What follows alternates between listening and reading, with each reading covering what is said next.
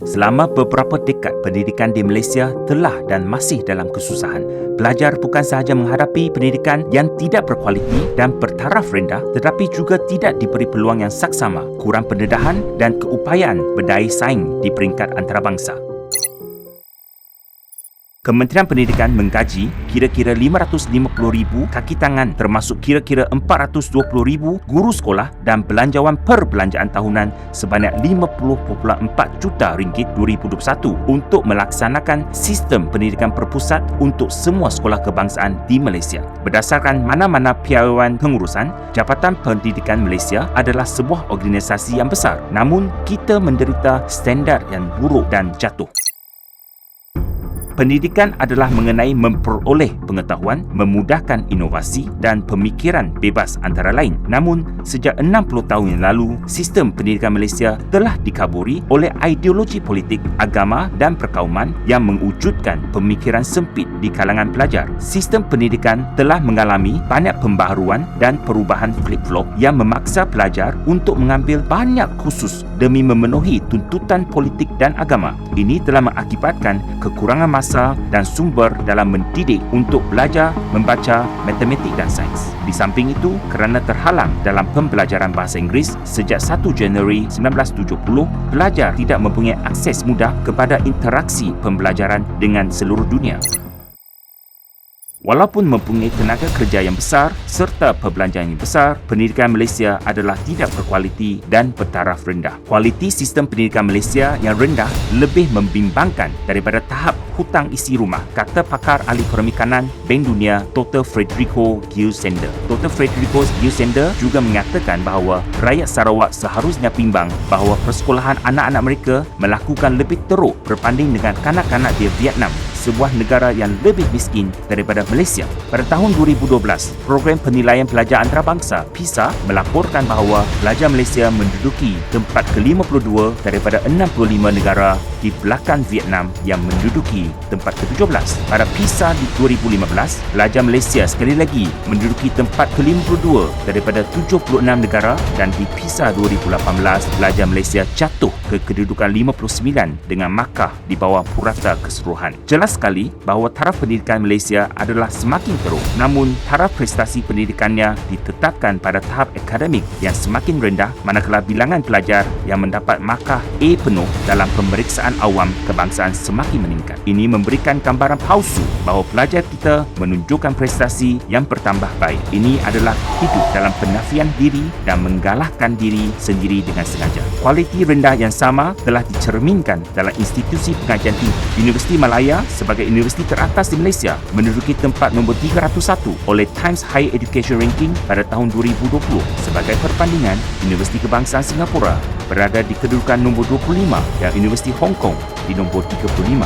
Selama bertahun-tahun, kemasukan pelajar ke universiti tempatan adalah tertakluk kepada kuota dan bukan berdasarkan meritokrasi. Akibatnya, ramai pelajar tidak diberi peluang yang sama rata. Malah, kerana khawatir tidak terpilih untuk kursus mereka dan ditambah pula dengan taraf pendidikan yang semakin merosot serta kekurangan penguasaan dalam bahasa Inggeris, ramai ibu bapa terpaksa menghantar anak-anak mereka ke sekolah swasta atau universiti luar negara dan membayar iuran yang mahal sehingga menyebabkan penyusutan wang simpanan hidup mereka dan dibebani dengan pinjaman yang banyak. Setelah anak-anak mereka mendapat pendidikan di luar negara dan setelah mendapat pekerjaan di sana, mereka tidak kembali ke negara asal mereka. Jika ini bukan brain drain, jadi apakah itu?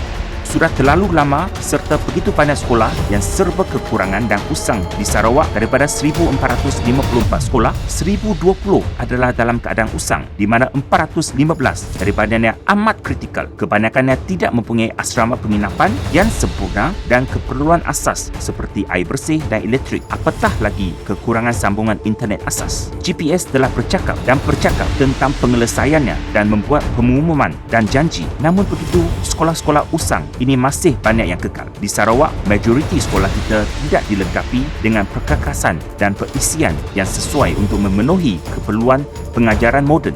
Universiti tempatan dan latihan teknikal dalam pendidikan tinggi di Malaysia masih ketinggalan dalam memenuhi keperluan industri serta ketinggalan di belakang rakan-rakan mereka di peringkat antarabangsa. Terdapat juga kekurangan tumpuan dalam R&D serta penekanan yang lebih besar kepada agenda pembangunan sains. Kekurangan kemahiran dui bahasa, terutamanya penguasaan dalam bahasa Inggeris, telah menghalang pelajar dan institusi berupaya untuk mempunyai akses dan berkomunikasi bebas dengan badan akademik dari seluruh dunia. Dengan begitu banyak penekanan oleh ahli politik Semenanjung dalam kerajaan persekutuan mengenai Malaysia, kewujudan dan pengiktirafan budaya dan tradisi etnik orang Sarawak dan identiti kita semakin berkekurangan di tanah air kita sendiri. Sebahagian daripada warisan, bahasa dan amalan budaya berada dalam keadaan terpinggir jika belum dilenyapkan. Kepentingan budaya dan tradisi orang Sarawak tidak ditekankan dan dengan mudah dikecualikan dalam arus perdana dan dalam pendidikan sejarah negara. Sekolah-sekolah vernakular, contohnya Sekolah Persendirian Cina, Datika dan Taska, serta guru dan kaki tangan mereka tidak dilayan sama rata atas sumbangan mereka terhadap pembangunan negara dalam pendidikan. Setiap kali kerajaan memberi geran kepada institusi pengajian ini, para politik mengebarkan bahawa itu adalah dari kebaikan hati mereka. Sudah terlalu lama dan sejak tahun 1970-an, sistem pendidikan kita telah dikaburkan oleh ideologi politik, agama dan perkauman. Terdapat banyak pembaharuan dan keputusan flip-flop terhampat oleh organisasi pendidikan berpusat yang tidak cekap dan terlalu besar. Sistem pendidikan Malaysia telah ketinggalan dan tidak mampu bersaing di peringkat antarabangsa. Akibatnya, taraf pendidikan di Malaysia mengalami kemerosotan equality dan kemerosotan ini adalah pada kadar yang memalukan. Walaupun dalam aspek bangunan sekolah, peralatan, kemudahan asrama dan utiliti asas seperti elektrik, air dan sambungan internet, kita sudah berada dalam serba kekurangan begitu lama. Kegagalan pendidikan di bawah kerajaan GPS yang gagal perkara paling asas sehingga kita tidak boleh bertolak ansur dengan mereka lagi.